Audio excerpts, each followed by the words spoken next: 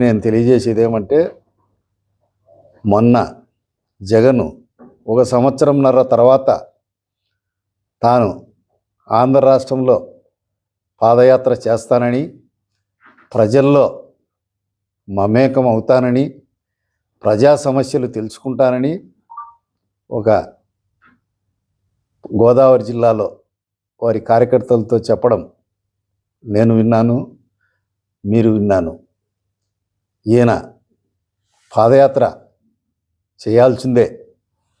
ఎందుకు చేయాలంటే, తాను అధికారంలో ముఖ్యమంత్రిగా ఉన్నప్పుడు పరదాల చాటున ఎలక బొక్కలో ఎలుక దాంకున్నట్టు దాంకొని గోసాలు వేసుకొని 5 సంవత్సరాలు ఏ కార్యకర్తకు కానీ ప్రజలకు కానీ కనిపించింటే కాగడా వేసి వెతికినా కనిపించలేదు.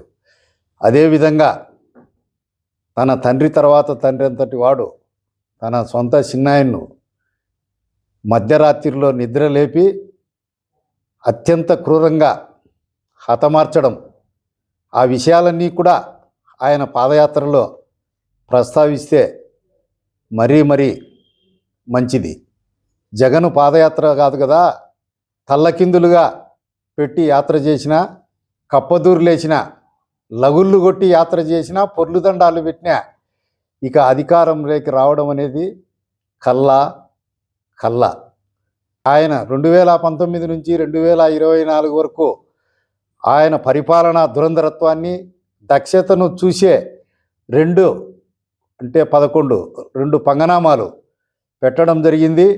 ఈసారి ఆ 2 పంగనామాలు కూడా ఉండవు, నిండు 0 వస్తుంది. దీనికి జరిగిన దానికి ముందు వారం ముందు రాయలసీమ ఎత్తిపోతల పథకం గురించి ఆయన మాట్లాడడం జరిగింది.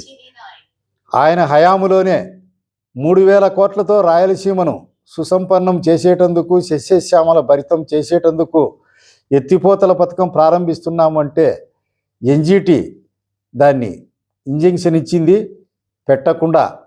మరి ఆయన అదే విధంగా చంద్రబాబు నాయుడు రాయలసీమ ఎత్తిపోతల పథకాన్ని నిలిపివేసినాడని చెప్పడం మిక్కిలి శోచనీయమైనటువంటి విషయం.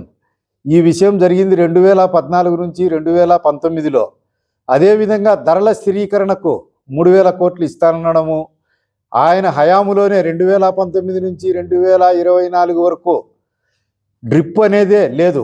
గతంలో 2014 నుంచి 2019 వరకు గౌరవనీయులు చంద్రబాబు నాయుడు గారు ముఖ్యమంత్రిగా ఉన్నప్పుడు 90% డ్రిప్ ఇరిగేషన్ ఒక్క పులివెందులకే కాకుండా, రాయలసీమకే కాకుండా యావత్తు ఆంధ్ర రాష్ట్రానికి ఇవ్వడం జరిగింది.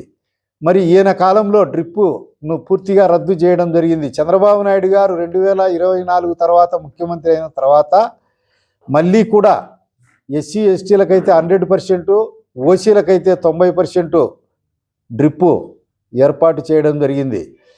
ఈయన అసమర్థ పరిపాలనలో ఈ తాటి చెట్టు కాడ మాదిరి ఏ విధంగా ఉంటుందో ఆయన నాలుక కూడా అదే విధంగా తిరుగుతూ ఉంటుంది. ఎందుకంటే 2014లో ఆయన ప్రతిపక్ష నాయకుడిగా ఉన్నప్పుడు ఏం చెప్పారు అసెంబ్లీలో మీకు తెలుసు, నాకు తెలుసు, ఈ స్టేట్ అందరికీ తెలుసు. 33,000 ఎకరాలు అమరావతి రాజధానికి అవసరం ఉంది, అంత భూమి లేనిది ఏమాత్రం సరిపోతుంది అని సన్నాయి నొక్కులు నొక్కాడు అసెంబ్లీలో. వాయిద్య పరికరాలు లేకుండానే వాయిద్యం వాయించినట్లు చెప్పడం జరిగింది. అదే మనిషి 2019లో ముఖ్యమైన తర్వాత ఈ ఆంధ్ర రాష్ట్రాన్ని సుభిక్షంగా పరిపాలించాలంటే 3 రాజధానులు కావాలని చెప్పి ఈ అమరావతి రాజధానిని అమరజీవిని చేయడం జరిగింది. మరి చంద్రబాబు నాయుడు గారి హయాంలో పోలవరం ప్రాజెక్టు ఉరుకుల పరుగులతో ముందుకురికింది. 75% పనులు జయప్రదంగా పూర్తి చేయడం జరిగింది. మరి ఈయన 5% కూడా పూర్తి చేయనటువంటి పరిస్థితి ఈరోజు దాపురించింది. మరి తాను నిజంగా వీరుడైతే, ధైర్యశాలి అయితే పులివెందుల నియోజకవర్గ ప్రజలు అపారమైన నమ్మకంతో ఎమ్మెల్యే చేశారు. నిజంగా గుండెకాయ ఉండే మనగాడైతే అసెంబ్లీలకు పొమ్మను, ప్రజా సమస్యలపైన చర్చించమను, అప్పుడే మాత్రమే అతనికి పాదయాత్ర చేసేదానికి అర్హత వస్తుంది. మీరు జీతాలు భత్యాలు తీసుకుంటూ వేతనాలు తీసుకుంటూ ప్రజల చేత ఎన్నిక కాబడి నిండు అసెంబ్లీకి దేవాలయం లాంటి అసెంబ్లీలకు కూడా మీ 11 మంది వెళ్ళలేకుండారంటే నువ్వు ఎంత పిరికి పందవో తెలుస్తూ ఉంది. ఇప్పుడు ఈ పులివెందుల నియోజకవర్గంలో ఎర్రబల్లె చెరువును ఉత్తుంగ తరంగాలతో నీటితో నింపింది ఎవరు? చంద్రబాబు నాయుడు కాదా? ఈ రాయలసీమ ప్రాంతంలో తెలుగంగ నుంచి హంద్రీనీవా నుంచి గాలేరు నగరి ప్రాజెక్టు నుంచి తిరుపతిలో పద్మావతి యూనివర్సిటీ నుంచి చిత్రావతి ప్రాజెక్టు నుంచి ఇంకా వెలిగల్లు నుంచి వెలిగోడు నుంచి ఇవన్నీ కూడా చేపట్టి చాలా వరకు పూర్తి చేసినటువంటి ఘనత తెలుగుదేశం పార్టీకి, ముఖ్యంగా పార్టీ నిర్మాత రామారావు గారికి, చంద్రబాబు నాయుడు గారికి దక్కుతుందని నేనే కాకుండా అందరూ కూడా ముక్త కంఠంతో చెప్తారు. ఈరోజు చంద్రబాబు గారి నాయకత్వంలో ఈ ఆంధ్ర రాష్ట్రం ముందుకు పోతా ఉంది, వాయువేగంతో మనోవేగంతో పోతా ఉంది. తండ్రి కొడుకులు ఈరోజు నిన్నటి వరకు దావోస్లో -10 ఉష్ణోగ్రత ఉండే చోట కూడా కనీసం ఆయన కోటు కూడా వేసుకోకుండా అక్కడ ఆంధ్ర రాష్ట్రానికి పెట్టుబడుల వరద పారించాలనే ఒక మహోన్నతమైనటువంటి లక్ష్య సాధన కోసం నిరంతరాయంగా శ్రమిస్తూ ఉన్నారు. మరి 2019 నుంచి 2024 వరకు ఈ జగన్ గవర్నమెంట్లో వచ్చినటువంటి పరిశ్రమలు ఎన్ని? 0. నీకు 37 కేసులు ఉన్నాయి. జీవితంలో ఎప్పటికీ కూడా నీవు నీ సహచరులంతా కూడా జైలుకు పోయేది ఖాయము, బయటికి వచ్చే పరిస్థితి లేదు. ఇప్పటికే 16 నెలలు కాంగ్రెస్ ప్రభుత్వం నీవు చేసినటువంటి అవినీతి అక్రమాలపైన 16 నెలలు జైలుకు పంపి చిప్పకూడు తినిపించింది. ఈరోజు నిన్ను గురించి ఒక మహానుభావుడు జన్మించినటువంటి నేతాజీ సుభాష్ చంద్రబోస్ మహానుభావుడు జన్మించినటువంటి రోజు నిన్ను గురించి మాట్లాడడం నాకే సిగ్గుకరంగా ఉంది. నువ్వు ముఖ్యమంత్రి హోదా కాదు కదా. చంద్రబాబు నాయుని కాలి బొటకనేలు, ఎడమ కాలి చిటికన వేలు, కాలి గోటికి కూడా సమానం కానే కావు. నక్కెక్కడా, నాగలోకం ఎక్కడా?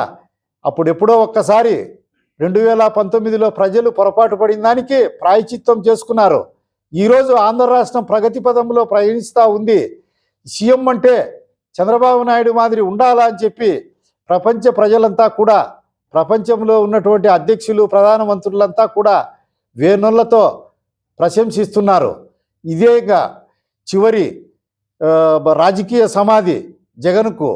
నీవు పాదయాత్ర కాకుంటే కప్పదూరు వేసుకో, కప్ప కదా బాయిలో దూకుతుంది, అట వేసుకునే అని ప్రయోజనం లేదు. నీ పార్టీకి ఇంకా పోయే రోజులు వచ్చాయి. అది కాకుండా ఈ కోళ్లను చంపి, మేకలను పొట్టెలను చంపి రక్త తిలకాలు దిద్దుకుంటూ రపా రపా రపా ఆడిస్తామంటున్నారు.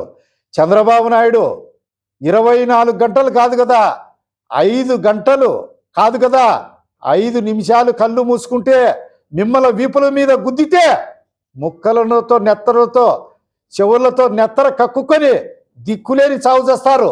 మా చంద్రబాబు నాయుడు ప్రజాస్వామ్యము, నీతి నిజాయితీలు, అహింసకు సత్యానికి కట్టుబడేవాడు కాబట్టి మీరు కూసే కారు కూతలను మేము సహిస్తూ ఉన్నాం. ఖబర్దార్ ఆంధ్ర రాష్ట్ర ప్రజలారా, వస్తున్నాడు పిరికి పంద. 1.5 సంవత్సరం తర్వాత పాదయాత్రకు పారా హుషార్. ఈ పిరికి పంద అసెంబ్లీలోకి ఎందుకు పోలేకున్నావు, నీకెందుకు అసెంబ్లీ అని మీరంతా ప్రశ్నించవలసిందిగా కోరుకుంటూ సవినయంగా సెలవు తీసుకుంటాం.